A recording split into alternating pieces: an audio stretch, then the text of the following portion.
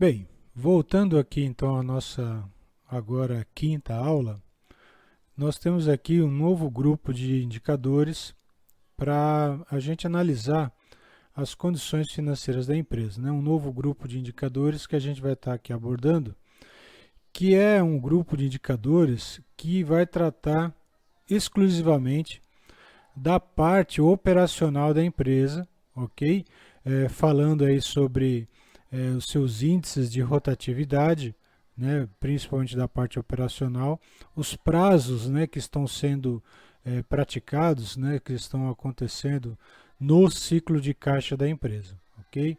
Então, para a gente dar continuidade aqui, vamos falar sobre o seguinte: quando a gente fala sobre índices de rotação, nós queremos saber o quanto que a empresa tem dentro da sua atividade, né, o giro, quanto ela tem de dinâmica, né, o quanto ela está se movimentando, né, na empresa. Então, o que, que a gente espera? A gente espera uma empresa que tenha aí, né, um alto índice de rotação, né, em alguns pontos, né, algumas partes, né, sobre a sua atividade, sobre a sua operação, e que isto, obviamente, havendo, né, essa intensidade, nos índices de rotação, mostra que a empresa está, né, cada vez mais promissora, né, que ela está em plena operação, que não existe ociosidade dentro do seu negócio, enfim, né, mostra o quanto que a empresa está viva e operante, ok? É muito bom observar esses índices de rotação, porque também demonstra claramente o quanto o caixa da empresa pode estar sendo demandado, ok, para suprir as necessidades, né, ou aquelas lacunas, né, que pode haver entre pagamentos e recebimentos, né, que a empresa realiza para manter a atividade, né, em plena operação, tá certo? Então é muito bom a gente ter essa visão do ciclo de caixa da empresa, do fluxo de caixa da empresa, tá? O que, que nós vamos abordar aqui? A gente vai falar sobre os giros dos estoques, com os seus prazos médios, o giro do contas a receber, também sobre o seu prazo médio, do contas a pagar, um índice que é muito interessante observar, que é o posicionamento relativo e o giro do caixa, tá? O giro total do ativo, né? E finalizando o giro do ativo operacional, tá? Isso em relação aos índices de rotação. Depois a gente vai fazer uma análise, né, na próxima aula, sobre a análise do capital de giro, tá? A gente vai fazer uma avaliação sobre o capital de giro, que é muito importante também esse indicador, como eu falei, dentre, né, o ciclo financeiro, o ciclo de caixa, tá? Pode haver, né, necessidades de recursos que podem ser da empresa ou podem ser de terceiros se a empresa não tem condições, né, de suprir aquela demanda, tá? Mas vamos falando aqui sobre os giros e os prazos médios que a empresa tem trabalhado, tá?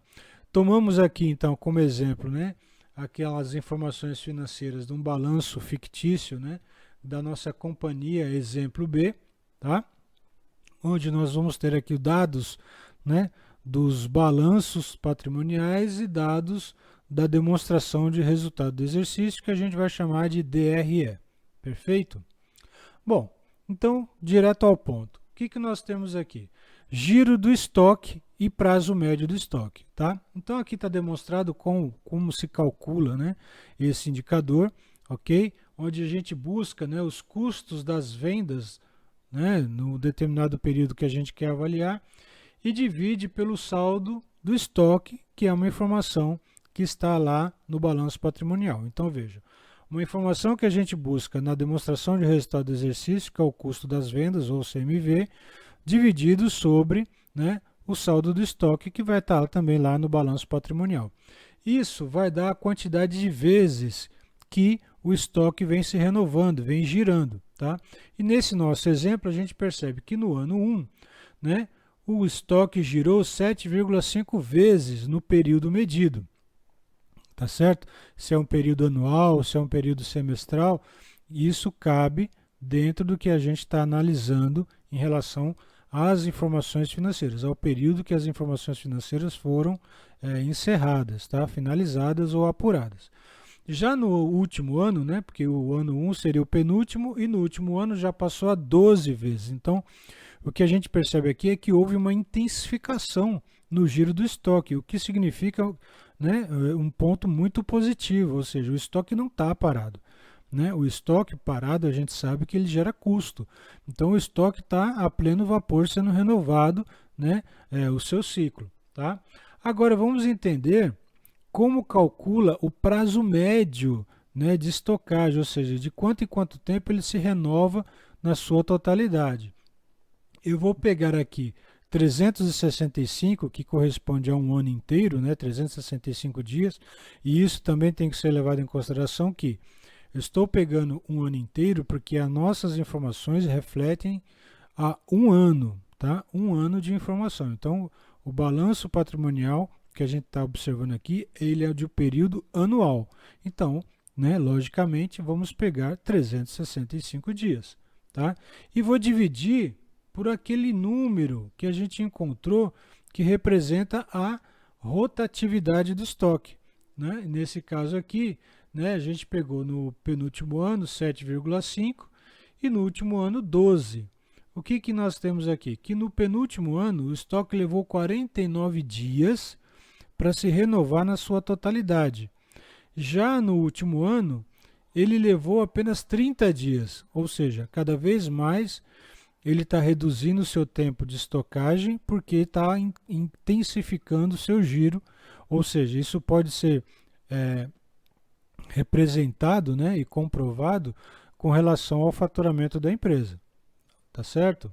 Então, isso é o que traz aqui, né, essas informações em relação a analisar, né, o desempenho do estoque e o prazo médio, né, que está sendo utilizado para estocar e renovar por completo, né, as mercadorias, enfim, todo o processo fabril que envolve aí materiais, né, e produção. Tá? Bom, falando então agora de contas a receber e o seu prazo médio, a gente também busca informações, tá, lá no balanço patrimonial, né, de duas contas. Uma é a receita bruta ou líquida, né, quando não é possível identificar no balanço patrimonial, dividido pelo saldo do contas a receber.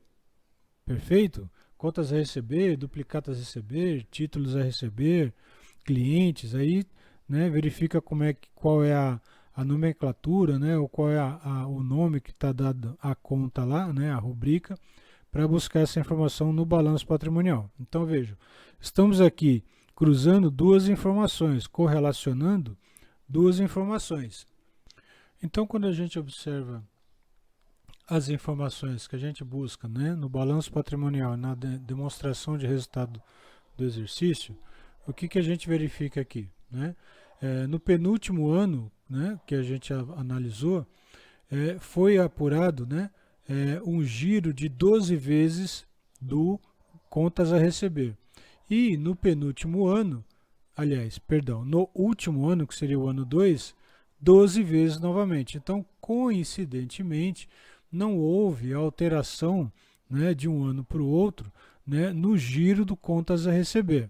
Tá? Se por acaso, né, esse número, né, do último ano fosse superior ou maior, tá, que o ano anterior, isso demonstraria um bom desempenho, ou seja, o contas a receber ele está cada vez mais intensificado e se renovando, né, mais vezes durante a operação da empresa que está sendo medido. Agora, se esse número, né, do último ano fosse menor que o penúltimo, aí a gente teria uma outra interpretação, ou seja, há uma redução no prazo na quantidade de vezes que está sendo renovado o contas a receber. E isso aí merece uma investigação maior, porque pode haver problemas de inadimplência, né, pode haver alguns outros fatores que estão causando, né, essa morosidade ou essa demora, né, na quantidade de vezes que o contas a receber se renova. Tá? E quando a gente vai calcular o prazo médio, né, que a gente faz aí né, essa contraprova, a gente vê o quê? A gente pega, né, os 365 dias, que nós estamos falando aqui de um ano inteiro, e divide pelo número de vezes que a gente apurou aqui no giro do contas a receber. O que nós temos aí? Nós temos no penúltimo ano o período de 30 dias para se renovar o contas a receber na sua totalidade. E claro, coincidentemente, no último ano, os mesmos 30 dias. Então, neste caso aqui, por uma coincidência, não houve alterações no prazo médio de recebimento, ou seja, durante, né, no decorrer de 30 dias, todo contas a receber, ele é renovado, ele é recebido, tá? Porém, como eu falei em relação ao giro do contas a receber, no prazo médio, a gente também faz essa comparação, né, do último ano, que seria o ano 2, pelo penúltimo ano. Então, se a quantidade de dias fosse maior, tá, que o penúltimo ano, o que nós teríamos aí? Nós teríamos aí um contas a receber que leva mais dias para ser concluído, né, todo o seu recebimento. Então aí pode ser explicado, né, um dos fatores que pode ocorrer ou causar isso é que a empresa pode estar tendo problema de inadimplência, tá? Isso como um fator já negativo, ok? Ou, né, ela pode ter mudado a sua política, né, de recebimento, a sua política de cobrança e concedido prazos maiores para os seus clientes, né, e aí isso pode gerar um faturamento maior, enfim. Mas, claro, merece toda uma investigação para entender se os fatores são positivos, né, as causas são positivas ou negativas. Agora, se esse número, né, essa quantidade de dias, né, que a gente vê aí no ano 2, né, fosse menor, tá, em relação ao ano 1, que seria o penúltimo ano, isso quer dizer o quê? Que a empresa está recebendo com maior frequência, ok? Que ela está recebendo, de repente, pagamentos antecipados ou antes, né, do próprio vencimento, enfim, ela está tendo uma boa liquidez dos seus clientes em relação, né, aos pagamentos que ela aguarda receber, tá? E aí seria realmente um ponto muito positivo, tá? Bom, seguindo então, vamos falar aqui sobre o contas a pagar, tá? O giro do contas a pagar. O giro do contas a pagar, a gente também busca duas informações, né? Uma lá na DRE e outra no balanço patrimonial. Na DRE, nós vamos pegar o valor de compras, que nem sempre está na DRE, né? Essas informações normalmente estão lá nas notas explicativas, né, do balanço patrimonial, mas se isso não estiver claro, podemos usar sim o custo de mercadoria vendida, tá? Não tem problema nenhum. E vamos dividir isso pelo saldo do contas a pagar, tá? Que é uma informação que está no balanço, ok? E aí nós teremos, né, a quantidade de vezes que o contas a pagar se renova naquele período medido. E nesse caso aqui, estamos medindo 365 dias, que corresponde a um ano. O nosso balanço patrimonial de exemplo, ele é um balanço anual. Então, nesse caso aqui, no ano 1, né, como eu já disse anteriormente, que representa o penúltimo ano do exercício, das informações do exercício, tá? O contas a pagar, ele girou 6 vezes, tá? Na sua totalidade. E já no último ano, que seria o ano 2, ele girou 7. E aí a pergunta vem na maioria das vezes assim, professor, ficou um contas a pagar maior que do último ano para o penúltimo ano? Sim. Isso quer dizer o quê? Que houve, né, uma intensificação no pagamento dos fornecedores, tá? Ou seja, passou a pagar mais rápido ou mais vezes os fornecedores, tá? E aí vamos ver a contraprova disso em relação, tá, ao prazo médio de pagamento, que a gente vai pegar os 365 dias que corresponde a um ano e dividir, né, pelo fator aqui, ou pelo índice de rotatividade, tá? E nesse caso aqui, olha como é que a leitura, né, ela é correlacionada. Enquanto que no ano 1, que o penúltimo ano, né, levava-se 60 dias para se pagar os fornecedores em média, né, concluindo todo o ciclo dos fornecedores. No ano 2, que é o último ano, reduziu esse prazo médio de pagamento para 54. Né? Então, que se aqui no giro do capital, do contas a receber, tá? Perdão, no giro do contas a pagar, nós percebemos que intensificou, né, aumentando a quantidade de vezes, né, girando a quantidade de vezes, a gente percebe que pelo prazo médio, né, o prazo, né, reduziu, né, do último ano para o penúltimo, tá? Havendo aí uma frequência maior no pagamento dos fornecedores, tá certo? Bom, falando aqui agora, né, do giro do ativo, tá? O que é o giro do ativo?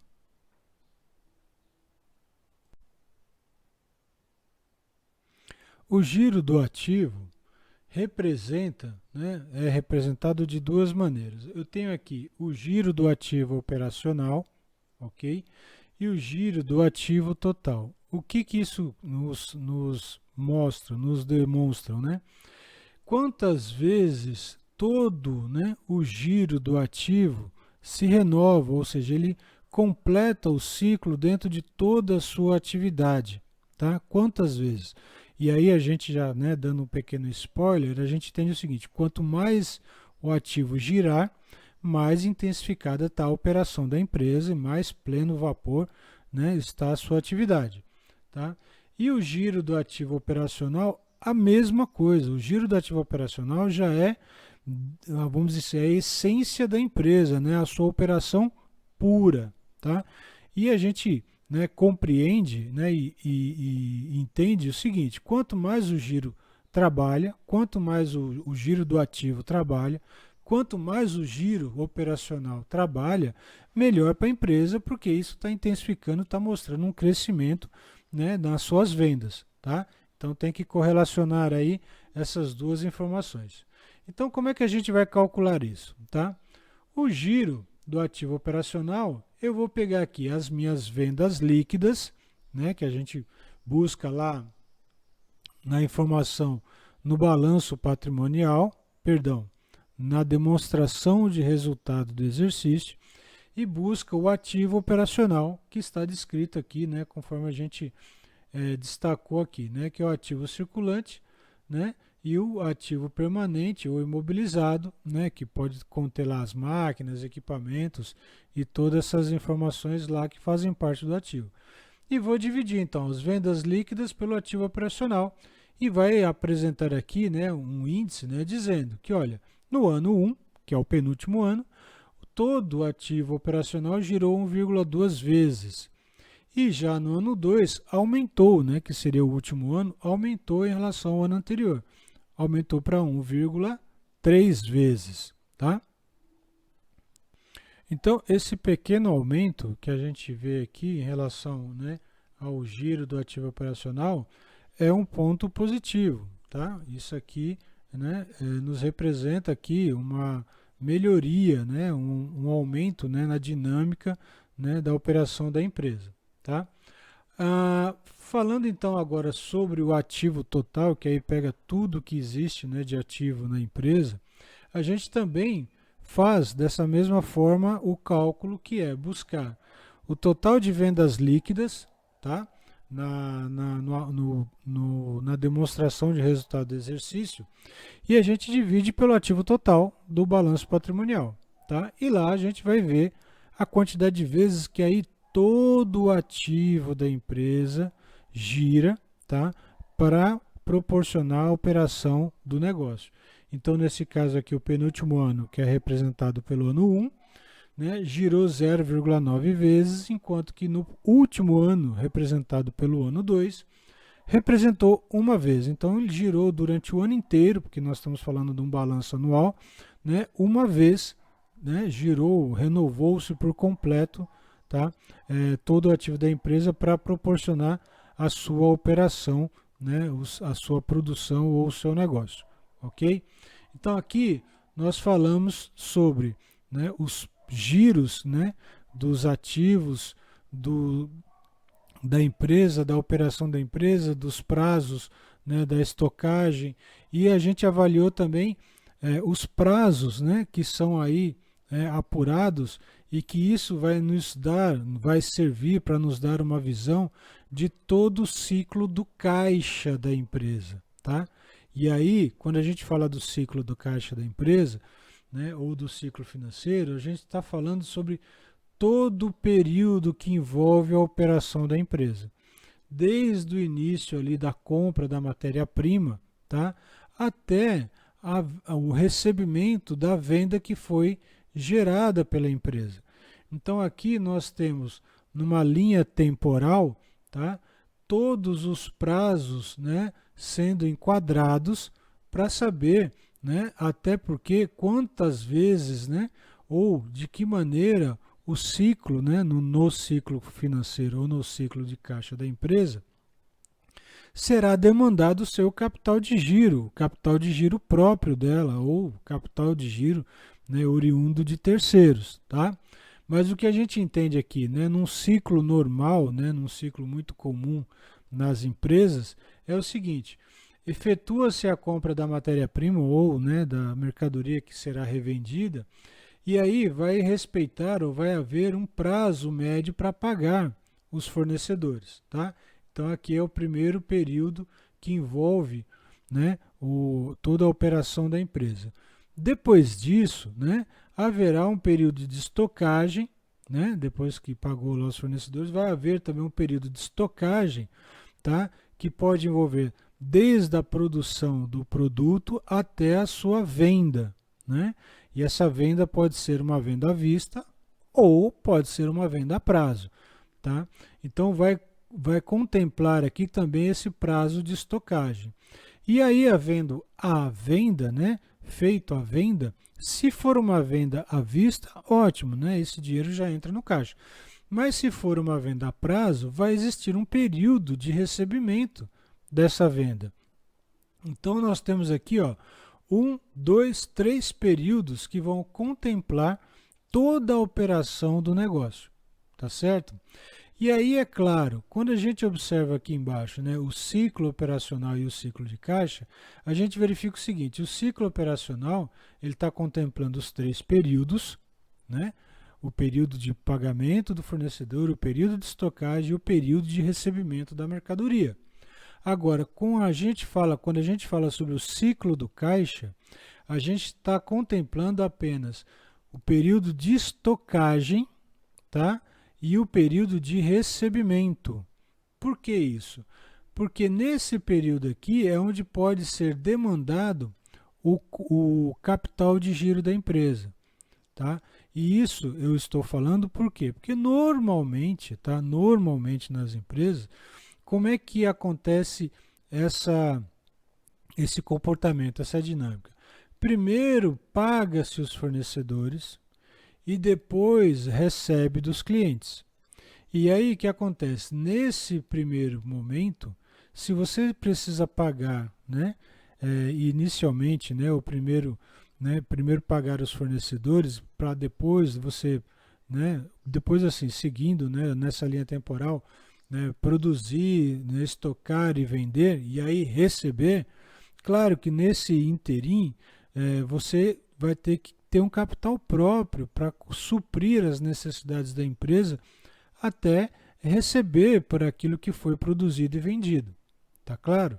Então, nesse período aqui, que envolve o ciclo de caixa, é onde a gente avalia, né, se há dentro desse período o capital de giro e se o capital de giro será suficiente para suprir, né, essa lacuna, né, esse prazo entre, né, você estocar, vender e receber. Tá certo? Então é importante na próxima aula, né, a gente prestar muita atenção de como, né, o capital de giro é importante e como ele é demandado dentro do fluxo de caixa, tá? Agora é claro, dando um outro spoiler aqui, a gente tem que ver o seguinte: não necessariamente isso é uma via de regra, tá? Entre, né, pagar os fornecedores primeiro para depois receber dos clientes, tá? Tem muitas situações, né, em alguns segmentos, né, da economia a empresa ela recebe primeiro do cliente para depois pagar o fornecedor. E isso é o melhor dos mundos, porque ela não vai demandar capital de giro próprio, e sim ela vai estar usando, entre aspas, o capital de terceiros. Por quê? Porque ela está recebendo primeiro do seu cliente para depois pagar o fornecedor. Tá? Então, esse capital de giro próprio da empresa ele acaba sendo preservado, né? E aí pode ser utilizado para outras finalidades, como por exemplo para fazer aplicações financeiras. Por quê? Porque você está recebendo primeiro do seu cliente para depois estar pagando para o fornecedor. Onde é que a gente pode exemplificar esse tipo de situação? Imagina, por exemplo, um supermercado, né, um hipermercado, né, rede varejista. O que acontece? Ela vai receber do seu cliente, normalmente à vista, né, na maioria das vezes, ou se for pagamentos com cartão de crédito, com 30 dias da data da compra. Mas, né, aos fornecedores, ela pode ter prazos muito mais extensos, muito mais alongados, ou seja, ela paga lá com 45, 60 ou às vezes até 90 dias, dependendo da negociação contratual e volumes, né, de mercadoria adquiridas envolvido. Então o que vai acontecer? Ela está recebendo, né, uma rede de supermercado está recebendo dos seus clientes em média com 30 dias, mas está pagando para o seu fornecedor em média com 60 dias. Então ela tem 30 dias de folga aí para utilizar aquele capital de terceiros e também até o capital próprio, otimizando numa aplicação até chegar a data de vencimento para pagar os seus compromissos aos fornecedores. Tá? Esse seria o melhor dos mundos dentro de um fluxo de caixa que, claro, não é difícil encontrar quando a gente olha, em particular, esses segmentos de mercado, esses segmentos, né, de atividade econômica, que é, no caso, o varejo. Tá ok? Bom, seguindo aqui, né, calculando o posicionamento médio, né, ou posicionamento relativo da empresa. A gente vai calcular da seguinte maneira: vamos pegar o prazo médio de estocagem mais o prazo médio de recebimento e dividir pelo prazo médio de pagamento. Isso vai nos dar aqui, né, um posicionamento relativo, que é o quê?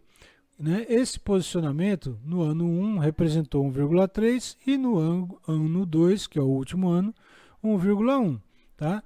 Ou seja, né, no ciclo de caixa, no ano 1, né, ele representou 19 dias, tá? 19 dias, tá? Dentro desse posicionamento relativo, enquanto que no ano 2, 7 dias. Ou seja, a gente entende que quanto mais inferior for, né, ao 1, menor é a utilização do capital de giro da empresa. Então, o que a gente entende aqui? Olha, quanto mais inferior ao 1, menor, né, é a utilização do capital de giro da empresa. Então, quando a gente olha o ciclo de caixa aqui, a gente está entendendo o seguinte: olha, houve uma redução, né, no ciclo de caixa, ocasionando, né, ou causando uma maior utilização do capital de giro, né? Ou seja, quanto mais longe ou quanto maior que 1, né, menos é, né, a utilização do capital de giro da empresa. Tá certo? Agora, quanto mais inferior a 1, mais é a utilização do capital de giro da empresa, mais é demandado, né, o capital de giro dentro do ciclo, tá, financeiro da empresa. Tá certo? Então, isso é o que representa o posicionamento relativo em relação ao ciclo de caixa da empresa. Tá ok? Bom, e aqui, né, a gente tem, fazendo aquela comparação, como eu disse, tá, de uma situação clássica que a gente encontra, né, nas empresas, tá, onde a gente tem aqui, né, o primeiro momento, que é o prazo de pagamento, o segundo momento, que é o prazo de estocagem, e depois o terceiro momento, que é o prazo de recebimento, né? E aí, obviamente, todo o ciclo operacional envolvendo aqui a estocagem e o recebimento, e todo o ciclo de caixa aqui envolvendo, né, a estocagem, né, e menos o pagamento. Tá? E nesse caso aqui, né, nessa exemplificação abaixo, tá? A gente pode ter aquilo que eu falei para vocês em relação às características peculiares do varejo, ou seja, olha, eu primeiro recebi, né? Aliás, perdão, eu primeiro paguei, né? E depois recebi, tá? Então esse seria o caso clássico aí. Então, quando a gente fala, né, da necessidade do capital de giro, né, de terceiros, a gente tem aqui, olha, se nós tivéssemos pagando, né, aqui, ó, pagando o fornecedor depois do recebimento, nós teríamos aqui a utilização do capital de giro de terceiros, né, ou seja, aquele capital que era para pagar, né, as obrigações, né, os compromissos com os fornecedores, esse dinheiro poderia continuar no caixa da empresa, junto com o seu próprio capital de giro, numa aplicação, até chegar a data de vencimento, tá, das obrigações ou dos compromissos, né, com os fornecedores. Então seria uma comparação que a gente faz aqui, né, nessa situação peculiar que é do varejo, né, que a gente se encontra normalmente no varejo aí, tá certo? Bom, a gente fica por aqui, tá? Vamos aí para a nossa próxima aula, que é a aula que a gente vai falar sobre a análise do capital de giro. Isso é muito importante, né?